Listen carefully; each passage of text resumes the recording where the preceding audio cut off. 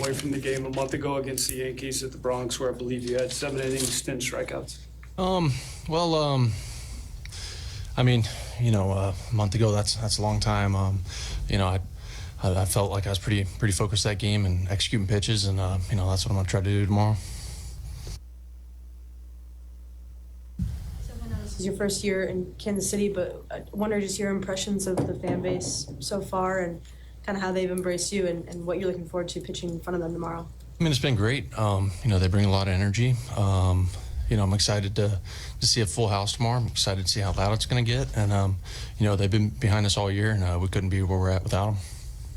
Or I guess, do you remember watching those 2014-15 teams, what kind of it was like here back then? Yeah, I remember watching some of those games. It was pretty crazy. I think, I know they're a good fan base. They understand the game, and, they're going to bring it tomorrow. It's going to be really exciting.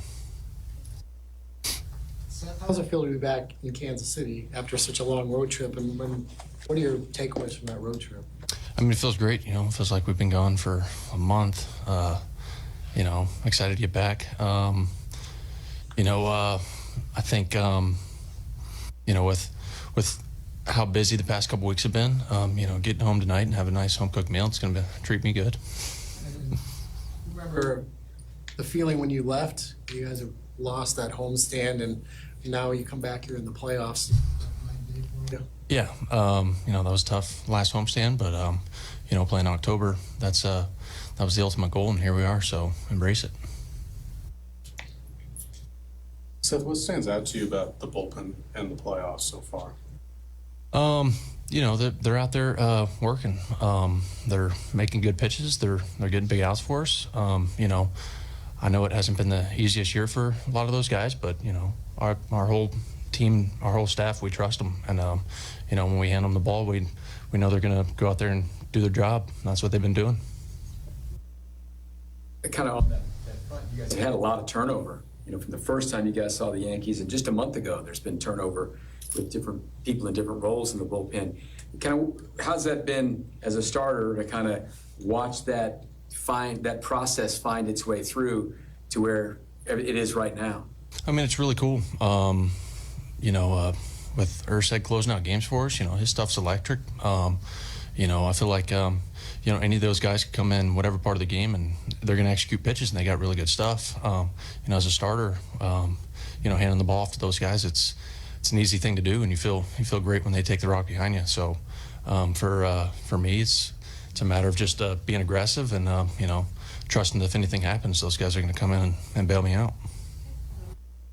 There are a couple of big names on each side who are struggling so far. As a pitcher, can you sense that and use that against the hitter? Well, I don't think in their mind they're struggling. I think pitchers are executing pitches against them, and that's key to pitching. So that's my goal for tomorrow. So he seems like have a patient lineup and take a lot of pitches, work the count a lot. What's the key to attacking that? Well, executing pitches, you stay in the strike zone. If you leave it over the middle of the plate, they're going to put a good swing on it. But if it's borderline, they're probably going to take it. And if you can get some calls, then you put the pressure on them. So that's pitching. Just to piggyback off of that, you guys talked a lot about first pitch strikes throughout the season. How important would that be, particularly against Judge and Soto, and trying to neutralize them? I think it's very important. They're some of the best mistake hitters in the league, and when you get ahead 0-1, you put the pressure on them. Then it's easier to execute pitches when you're ahead in the count, opposed to being behind in the count. Behind in the count's when you make mistakes. It's when you leave stuff over the middle of the plate for them to hit. So getting ahead, that's really important with this lineup. Everyone watches TV and they see the little strike box up there, and it's strike or not strike. How much pre-scouting do you do on like who the home plate umpire is going to be? Do you ever try to pitch a different way on any of that stuff? I mean, going into a start, we may mention who it is, and if he's got a little biased on one side of the plate or another, or up or down. But at the end of the day, you're not going to try to throw those pitches out of zone and hope you get a call. You're still going to try to make good pitches on the corners, on the edges, and if you can if you can do that early in the count, then you don't have to throw over the middle of the plate. But yeah, we're a little conscious of who's umpiring. Seth, what have you learned about yourself going through this season? It's transformation back into a starter, which is what you used to be. What have you learned about yourself as you've gone? And your results have actually, at the end of the season, gotten better than maybe in the middle a little bit. You know, I mean, I don't know. I don't know how much I've learned right now. I'm not really focused on that. You know, I know it's a long season. I know no matter what happens, you gotta show up the next day and prepare and perform. And you know, like you like to say, it's all about today, not yesterday or tomorrow. Seth, how organically did you and Salvy's relationship kind of blossom over the course of the season that you guys can have that chemistry to go into a game of this magnitude tomorrow and thrive? Well, I think we're both professionals. You know, we go about scouting and, you know, our pitch sequencing a little different, but, you know, I think we respect each other enough to, you know, have that blend together instead of it being a fight. It's more of an effort to kind of find a middle ground, and that I think that helps us out a lot. It's you know, it's kind of hard to explain, but it's pretty cool when it comes together.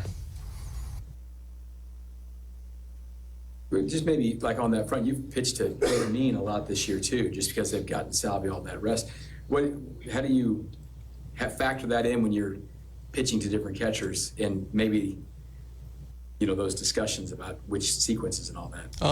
Well, I mean, it's a little easier with Freddie because when he's not catching, we sit there on the bench and we talk about, you know, what I would do here, what he would do here.